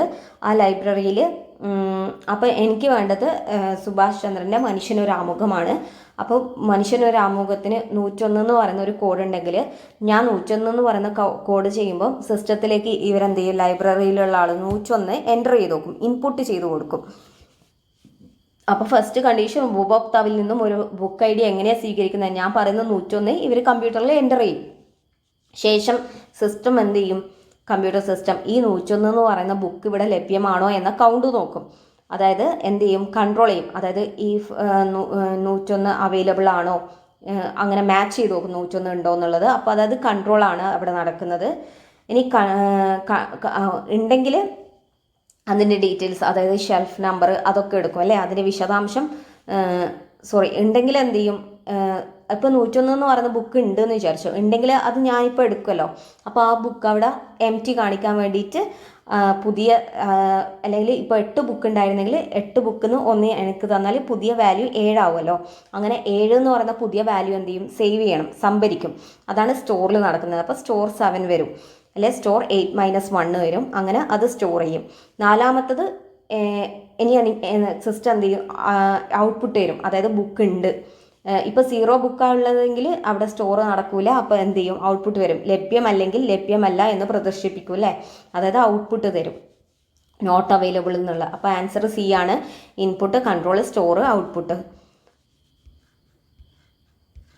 ഇനി 63 പട്ടിക പഠിച്ച് XYZ തിരിച്ചറിയുക. എക്സ് ഒരു കെട്ടിടത്തിനുള്ളിലോ ക്യാമ്പസിനുള്ളിലോ, അതായത് ഓഫീസിലെ ഇൻട്രാനെറ്റ് എന്ന് വെച്ചാൽ ഇൻ്റർനെറ്റിൻ്റെ ചെറിയ രൂപമാണ്. അപ്പോൾ അതെന്ന് പറഞ്ഞാൽ നമുക്ക് അറിയാം ഏറ്റവും ഒരു കെട്ടിടത്തിനുള്ളിൽ എന്താണ് ലോക്കൽ ഏരിയ നെറ്റ്വർക്ക് അല്ലേ, ലാൻ. അപ്പോൾ ഒരു കെട്ടിടത്തിനോ ഉള്ളിലോ ക്യാമ്പസിനോ ഉള്ളിലോ നമ്മൾ എന്താണ്, ലാനാണ് വരുന്നത്. ഇനി ഒരു മെട്രോപൊളിറ്റൻ നഗരത്തിലോ അല്ലെങ്കിൽ നഗരം മുഴുവനുള്ള പ്രദേശത്തോ നമ്മൾ മാൻ ഉപയോഗിക്കും, മെട്രോപൊളിറ്റൻ ഏരിയ നെറ്റ്വർക്ക് ഉപയോഗിക്കും. നഗരം മുഴുവനുള്ള പ്രദേശം ഈ മാന് നമുക്ക് എന്തിനൊക്കെ ഉപയോഗിക്കാം, പൊതുഗതാഗത നിരീക്ഷണത്തിനൊക്കെ ഉപയോഗിക്കാം. ഇനി രാജ്യങ്ങളിലുടനീളം അതായത് വലിയ റേഞ്ചിൽ ഉപയോഗിക്കാൻ നമ്മൾ വാനാണ്, വൈഡ് ഏരിയ നെറ്റ്വർക്ക്. ആഗോള എൻ്റർപ്രൈസ് ആശയവിനിമയത്തിനൊക്കെ നമ്മൾ വാൻ ഉപയോഗിക്കുന്നു. അപ്പോൾ ആൻസർ 63 ബി ആണ്. 64 ഏതൊക്കെ പ്രസ്താവനകളാണ് ശരി? ഇവിടെ ആൻസർ എ ആണ്. 1ഉം 2ഉമാണ് ശരി. അതായത് സൈബർ ഭീഷണി അല്ലെ സൈബർ ബുള്ളിങ് എന്താണെന്നാണ്. വ്യക്തികളെ ഉപദ്രവിക്കാനോ ഭീഷണിപ്പെടുത്താനോ ഡിജിറ്റൽ പ്ലാറ്റ്ഫോമുകൾ ഉപയോഗിക്കുന്നതാണ് സൈബർ ഭീഷണി അല്ലെ സൈബർ ബുള്ളിങ്. അത് ശരിയാണ്. 2 IT ആക്ട് 2000 ഇലക്ട്രോണിക് റെക്കോർഡുകൾക്കും ഡിജിറ്റൽ ഒപ്പുകൾക്കും നിയമപരമായ അംഗീകാരം നൽകുന്നു. അതും ശരിയാണ്. IT ആക്ട് 2000 ഇലക്ട്രോണിക് റെക്കോർഡുകൾക്കും ഡിജിറ്റൽ ഒപ്പുകൾക്കും നിയമപരമായ അംഗീകാരം നൽകുന്നു. 3 എല്ലാ സൈബർ കുറ്റകൃത്യവും ഉയർന്ന തലത്തിലുള്ള സാങ്കേതിക കഴിവുകൾ ആവശ്യമാണ്. അത് തെറ്റാണ്. എല്ലാത്തരം സൈബർ കുറ്റകൃത്യങ്ങൾക്കും വലിയ കഴിവൊന്നും വേണ്ട. ഫോർ എക്സാമ്പിൾ ഇപ്പോൾ നമ്മുടെ സിസ്റ്ററിൻ്റെ പാസ്വേഡ് ഫോണിൻ്റെ പാസ്വേഡ് നമുക്കറിയെങ്കിൽ നമുക്ക് വലിയ കഴിവൊന്നും വേണ്ടാലോ. നമുക്ക് ആ സിസ്റ്റർ അറിയാണ്ട് ആ ഫോണ് ഉപയോഗിക്കാനും ഡാറ്റാസ് ചോർത്താനും ഒക്കെ നമുക്ക് വലിയ കഴിവൊന്നും വേണ്ടാലോ. അപ്പോൾ 3 തെറ്റാണ്. എല്ലാ സൈബർ കുറ്റകൃത്യങ്ങൾക്കും ഉയർന്ന അളവിലുള്ള സാങ്കേതിക കഴിവ് ആവശ്യമാണ് എന്നത് തെറ്റാണ്. എല്ലാത്തിനും അങ്ങനെ ഉയർന്ന കഴിവൊന്നും വേണ്ട. 65 ക്യാബിനറ്റ് രേഖകളും ചർച്ചകളും വെളിപ്പെടുത്താനാകില്ല എന്ന് പൊതുവ്യവസ്ഥയ്ക്ക് അപവാദം ഏതാണ്? അതായത് എക്സെപ്ഷൻ ഏതാണ്? അതായത് നമ്മുടെ ഈ വിവരാവകാശ നിയമപ്രകാരം നമുക്ക് ക്യാബിനറ്റ് രേഖകളും ചർച്ചകളും വെളിപ്പെടുത്താനാകില്ല. എന്നാൽ അവിടെ ഒരു എക്സംഷൻ ഉണ്ട്. അതായത് ആൻസർ ബി ആണ്. മന്ത്രിസഭാ കൗൺസിൽ എടുത്ത തീരുമാനം, അതിൻ്റെ കാരണം, നിർണായക അടിസ്ഥാനങ്ങൾ എന്നിവ തീരുമാനം എടുത്ത ശേഷം കാര്യങ്ങൾ പൂർത്തിയാക്കൽ. അതായത് ഒരു തീരുമാനം എടുത്തു കഴിഞ്ഞാൽ അതുമായി ബന്ധപ്പെട്ട കാര്യങ്ങൾ പൂർത്തിയാക്കി കഴിഞ്ഞാൽ ആ തീരുമാനത്തിന് ആധാരമായ കാരണങ്ങളും രേഖകളും പൗരന്മാർക്ക് ലഭ്യമാക്കേണ്ടതുണ്ട്. എന്നാൽ തീരുമാനം എടുക്കുന്നതിനിടയിലുള്ള ചർച്ചകൾ വെളിപ്പെടുത്തേണ്ടതില്ല. അതായത് ക്യാബിനറ്റ് രേഖകളും ചർച്ചകളും ഒരു തീരുമാനം എടുത്തുകൊണ്ടിരിക്കുക. അപ്പോൾ തീരുമാനം എടുക്കുന്നതിന് മുന്നേ പല ചർച്ചകളും പല സംഭവങ്ങളും ഉണ്ടാവല്ലോ. അപ്പോൾ അത് വിവരാവകാശ നിയമപ്രകാരം പൊതുജനങ്ങൾക്ക് അറിയേണ്ട ആവശ്യമില്ല. എന്നാൽ ഒരു തീരുമാനം എടുത്തു കഴിഞ്ഞാൽ അതുമായി ബന്ധപ്പെട്ട നടപ്പിലാക്കേണ്ട എല്ലാ കാര്യങ്ങളും പൂർത്തിയാക്കി കഴിഞ്ഞാൽ ഒരു പൗരന് അത് അറിയാനുള്ള അവകാശമുണ്ട്. അതാണ് അവിടെ എക്സംഷനായിട്ട് വരുന്നത്.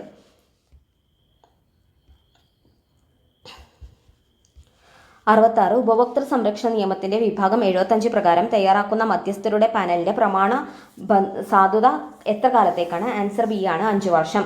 2019 ഉപഭോക്തൃ സംരക്ഷണ നിയമത്തിലെ കൺസ്യൂമർ പ്രൊട്ടക്ഷൻ ആക്ടിലെ സെക്ഷൻ 75 പ്രകാരം തയ്യാറാക്കുന്ന മീഡിയേറ്റർമാരുടെ പാനലിന്റെ കാലാവധി 5 വർഷമാണ്.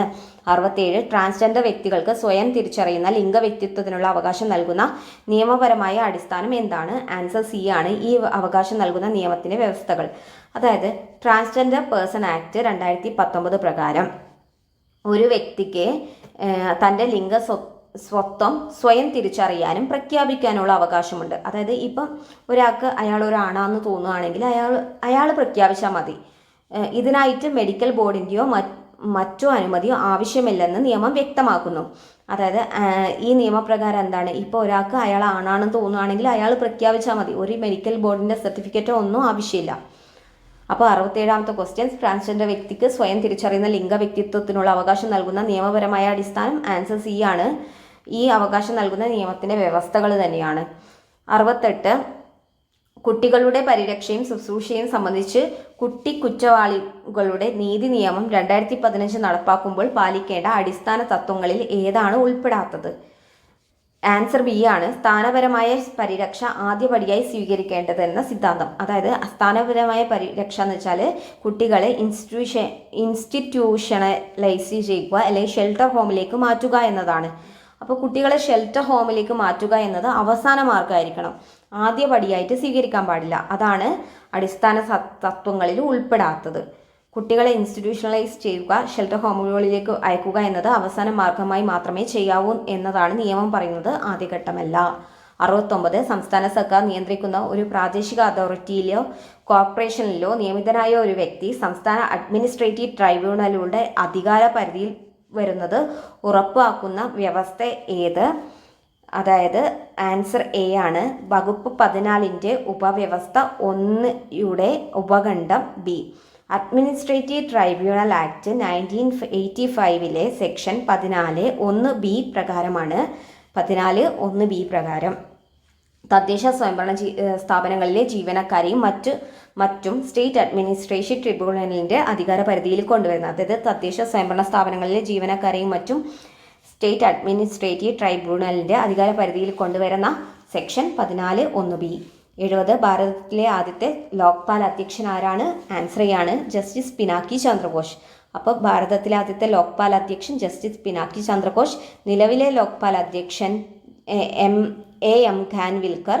നിലവിലെ ലോക്പാൽ അധ്യക്ഷൻ എം ഖാൻവിൽക്കർ, ആദ്യത്തെ പിനാക്കി ചന്ദ്രഘോഷ്.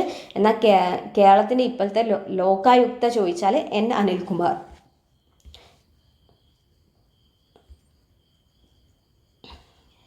ഇനി മാത്സ് ആണ്. 71 ഉത്തരം എന്ന് പറയുന്നത് ആൻസർ എ ആണ്. 72 സി ആണ്. 73 ബി ആണ്. 74 എ ആണ്. 75 ബി ആണ്. 76 എ ആണ്. 77 ഡി ആണ്. 78 എ ആണ്. 79 സി ആണ്. 80 ഡി ആണ്. ഇനി English question. In the following group of words all but one are synonyms find the one out. All but one are synonyms. Find odd one ഔട്ടാണ്. ഇവിടെ probing, grouping, driving, ഫംബ്ലിംഗ് ആണ്. അതായത് ഗ്രോപ്പിംഗ്,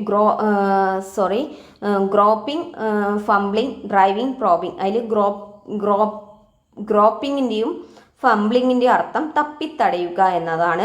driving വാഹനം ഓടിക്കുക, probing അന്വേഷിക്കുക. അപ്പോൾ പ്രോബിങ്ങും ഗ്രോപ്പിങ്ങും ഫംബ്ലിങ്ങും അർത്ഥം അന്വേഷിക്കുക, അല്ലെ തപ്പിത്തടയുന്ന ആ രീതിയിൽ. ഡ്രൈവിംഗ് വണ്ടി ഓടിക്കുക. അപ്പോൾ ഓഡ് വൺ ഔട്ടിൽ ആൻസർ ഡി ആണ്, driving. 82. Choose the right correlatives from the options given below and complete the following sentence ആണ്. Gardening is a good hobby dash it helps to relieve stress. അതായത് എന്താണ്, gardening നല്ലൊരു ഹോബിയാണ്, അത് നമുക്ക് എന്ത് ചെയ്യും, സ്ട്രെസ് റിലീഫ് തരും. അതായത് ഒരു കാര്യത്തിന് ഒന്നിൽ കൂടുതൽ ഉപകാരങ്ങളുണ്ട് അല്ലേ. ഇവിടെ ചെടി നനക്കുന്നത് നല്ലൊരു ഹോബിയുമാണ്, നമുക്ക് സ്ട്രെസ് റിലീഫും തരും. അതാണ് ആൻസർ ബി ആണ്. അപ്പോൾ ഉത്തരം മോർ ഓവർ, കൂടാതെ എന്നുള്ള അർത്ഥത്തിൽ. അതായത് ഇതും നമുക്ക് ബെനിഫിറ്റാണ്, കൂടാതെ മറ്റതും ബെനിഫിറ്റാണ്.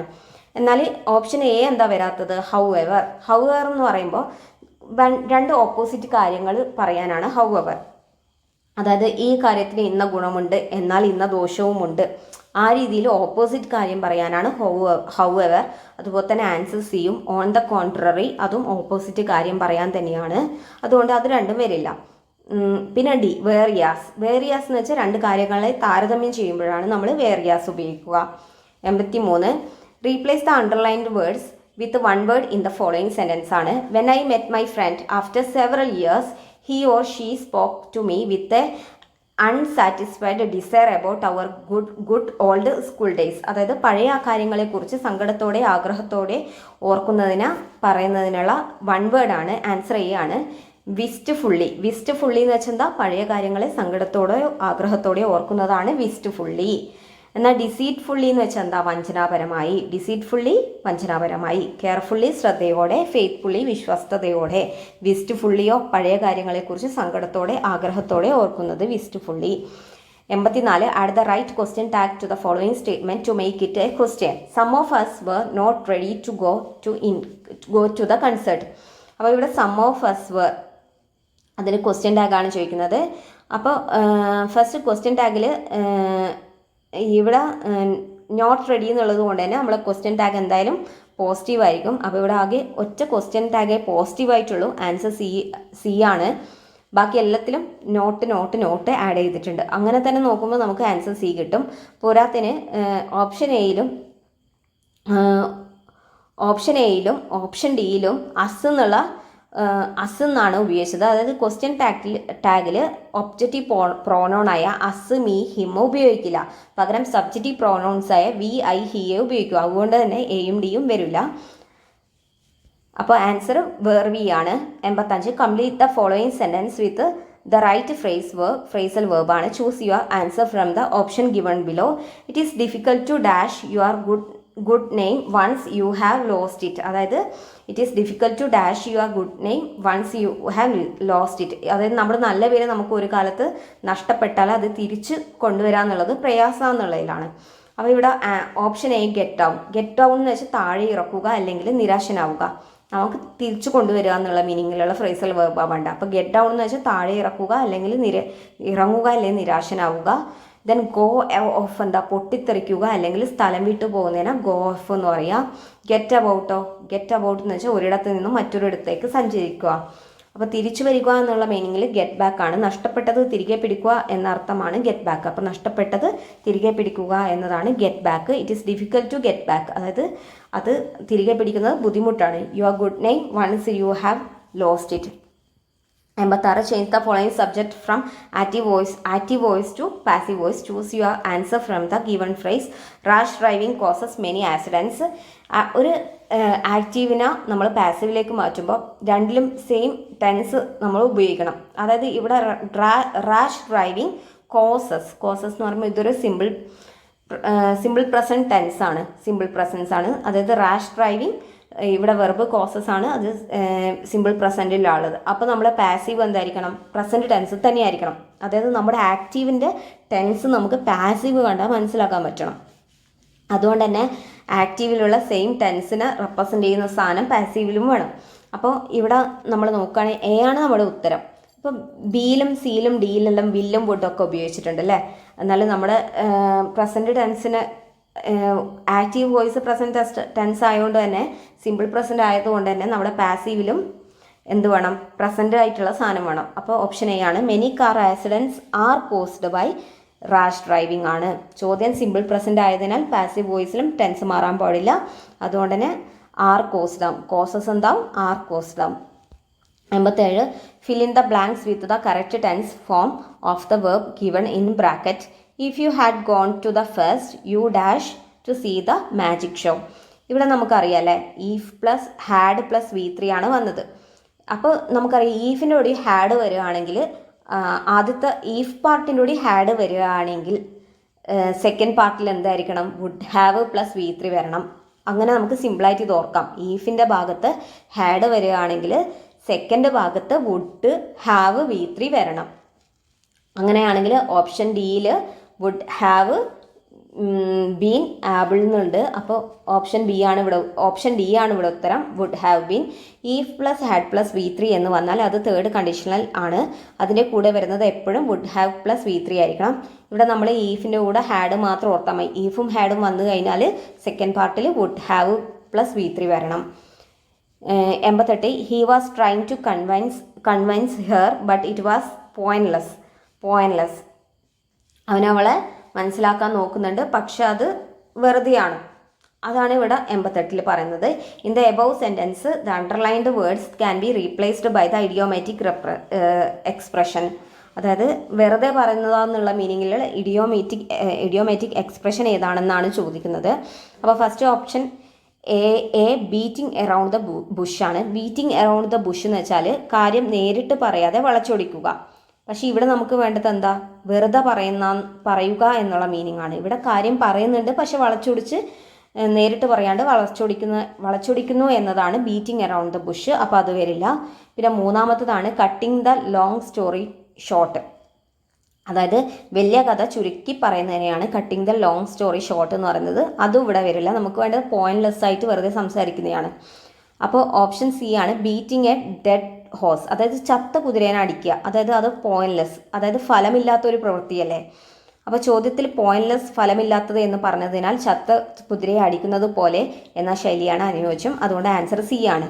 ഇനി option D hitting the nail on the head. അതായത് നമ്മൾ hitting the nail on the head എന്ന് വെച്ചാൽ കാര്യം കൃത്യമായി പറയുന്നതിനെയാണ് hitting the nail on the head. അതായത് ആണിയുടെ തലയിൽ തന്നെ അടിക്കുക എന്ന് പറയുന്നത് അത് കറക്റ്റായിട്ട് ചെയ്യുന്നതല്ല, അതായത് കാര്യം കൃത്യമായി പറയുന്നതല്ലേ.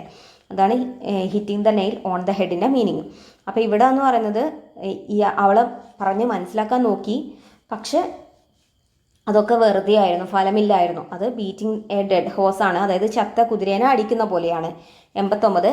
Change the following sentence into reported speech ആണ്. Do you expect a large crowd for the meeting the manager asked. ഇവിടെ do you expect large crowd for the meeting ആണ്. അതായത് ഇതും ഒരു സിമ്പിൾ പ്രസൻറ്റ് അല്ലേ, ഡു യു എക്സ്പെക്റ്റ് എന്ന് പറഞ്ഞാൽ. അപ്പോൾ സിമ്പിൾ പ്രസൻറ്റിനെ നമ്മൾ ഇപ്പോൾ ആക്റ്റീവ് ടു പാസീവ് ആണെങ്കിൽ സിമ്പിൾ പ്രസൻറ്റിൻ്റെ സാധനം അതേപോലെ തന്നെ സിമ്പിൾ പ്രസൻ്റ് ആയിട്ട് തന്നെ പാസീവിൽ വേണം. പക്ഷെ നമ്മൾ റിപ്പോർട്ടഡ് സ്പീച്ച് ആകുമ്പോൾ സിമ്പിൾ പ്രസൻറ്റ് എന്താവണം, സിമ്പിൾ പാസ്റ്റ് ആവണം. സിമ്പിൾ പ്രസൻറ്റ് റിപ്പോർട്ടഡിൽ സിമ്പിൾ പാസ്റ്റ് ആവും. അപ്പോൾ ഇവിടെ ഡു യു എക്സ്പെക്റ്റ് എന്നുള്ളത് എന്താവും, എക്സ്പെക്റ്റഡ് എന്നുള്ളത് വരണം. അപ്പോൾ ഇവിടെ ആൻസർ സി ആണ്. The manager asked me if I expected a large crowd for the meeting. ഇതാണ് സിമ്പിൾ പാസ്റ്റിലുള്ളത്. The manager asked me if I expected a large crowd for the meeting. ഇവിടെ ആൻസർ ഡിയും simple പാസ്റ്റിലാണുള്ളത്. പക്ഷേ ഇവിടെ reported verb അതായത് the manager asked മീക്ക് പകരം ഹാഡ് ആസ്ക്ഡ് മീ എന്നുണ്ട്. അത് അവിടെ നമ്മൾ ചേഞ്ച് ചെയ്യാൻ പാടില്ല. നമ്മുടെ സെൻറ്റൻസിലെ സംഭവം മാത്രമേ നമ്മൾ ചേഞ്ച് ചെയ്യാൻ പാടുള്ളൂ. 90. Fill up suitably the place is infested dash rats ആണ്. അപ്പോൾ ഇൻഫെസ്റ്റഡ് വിത്താണ്. ഇൻഫെസ്റ്റഡിൻ്റെ കൂടി എപ്പോഴും വരുന്ന പ്രപ്പോസിഷൻ വിത്താണ്. ഇൻഫെസ്റ്റഡ് വിത്ത്, അതായത് ശല്യകാരിയായ ജീവികളെ കൊണ്ട് നിറഞ്ഞ അല്ലെങ്കിൽ ബാധിച്ച. The place is infested with rats. ഇൻഫെസ്റ്റിൻ്റെ കൂടെ വിത്താണ് വരിക. 91. ശീകരം എന്ന വാക്കിൻ്റെ സമാന പദം ജലഗണമാണ്. വെള്ളത്തുള്ളി, ശീകരം എന്നാൽ ജലഗണം, ശീകരം ജലഗണം. ശരശയ്യ എന്ന പദം ആരുമായി ബന്ധപ്പെട്ടിരിക്കുന്നു? ഭീഷ്മർ. അതായത് അമ്പ് കൊണ്ടുണ്ടാക്കിയ ഒരു എന്താ പറയുക കട്ടില് പോലെ ശരശയ്യ. ആ പദം ആരുമായിട്ട് ബന്ധപ്പെട്ടിരിക്കുന്നു? ഭീഷ്മറാണ് ശരശയ്യയിൽ കിടക്കാറ്. 93 താഴെ പറയുന്നതിൽ ശരിയായ രൂപം അനാച്ഛാദനം ഓപ്ഷൻ ബി ആണ് അനാച്ഛാദനം. 94 കടലാഴം എഴുതുമ്പോൾ എന്ന പഠനഗ്രന്ഥം ഏതു നോവലിനെ ആസ്പദമാക്കിയാണ്? ആൻസർ സി ആണ് പുള്ളിയൻ. കടലാഴം എഴുതുമ്പോൾ എന്ന പഠനഗ്രന്ഥം ഏതു നോവലിനെ ആസ്പദമാക്കിയാണ്? പുള്ളിയൻ. ധനാശി പാടുക എന്ന ശൈലിയുടെ അർത്ഥം കഥകളിയിലെ അവസാന ചടങ്ങാണ്. അതുകൊണ്ട് തന്നെ ആൻസർ ബി ആണ് അവസാനിപ്പിക്കുക. സ്വാശ്രയം എന്നതിൻ്റെ വിപരീത പദം? Answer C പരാശ്രയം. സ്വാശ്രയം എന്ന പദത്തിൻ്റെ വിപരീത പദം? Answer C പരാശ്രയം. ആജ്ഞേയം എന്ന പദത്തെ വിപുലീകരിക്കുമ്പോൾ കിട്ടുന്നത്? ആൻസർ ബി ആണ് അജ്ഞയെ സംബന്ധിച്ചത്. ആജ്ഞേയം ആൻസർ ബി അജ്ഞയെ സംബന്ധിച്ചത്. ആജ്ഞേയം എന്ന പദത്തിനെ വിപുലീകരിക്കുമ്പോൾ ആൻസർ ബി അജ്ഞയെ സംബന്ധിച്ചത്. വിണ്ടലം എന്ന പദത്തിനെ പിരിച്ചെഴുതുമ്പോൾ ആൻസർ ബി ആണ് വിൻ പ്ലസ് തലം. ശ്വേനം ശശാതരം എന്നിവ എന്തിൻ്റെ പര്യായമാണ്? ആൻസർ ബി ആണ് പരുന്ത്. ശശം എന്നാൽ മുയലാണ്. അതനം എന്ന് വെച്ചാൽ ആഹാരമാക്കുന്നത്. അപ്പോൾ ശശാതനം മുയലിനെ ആഹാരമാക്കുന്നത് പരുന്താണ്. ആ പക്ഷിയാണ് പരുന്ത്. അപ്പോൾ ശ്വേനം ശശാതനം പരുന്താണ്. 90 മകളുടെ മകൻ ദൗഹിത്രനാണ്. മകളുടെ മകൾ ദൗഹിത്രി, മകളുടെ മകൻ ദൗഹിത്രൻ. ഭാഗിനേയൻ സഹോദരി പുത്രനാണ്. ഭഗിനി എന്ന് വെച്ചാൽ സഹോദരി, ഭാഗിനേയൻ എന്നാൽ സഹോദരിയുടെ പുത്രൻ. ജാമാതാവ് മകളുടെ ഭർത്താവ് ജാമാതാവ്. പൗത്രൻ പുത്രൻ്റെ പുത്രൻ, പൗത്രൻ പുത്രിയുടെ പുത്രൻ ദൗഹിത്രി.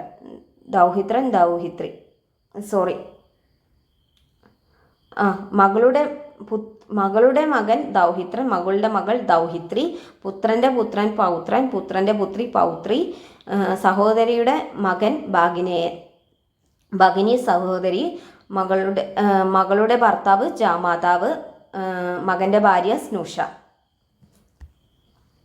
Thank you.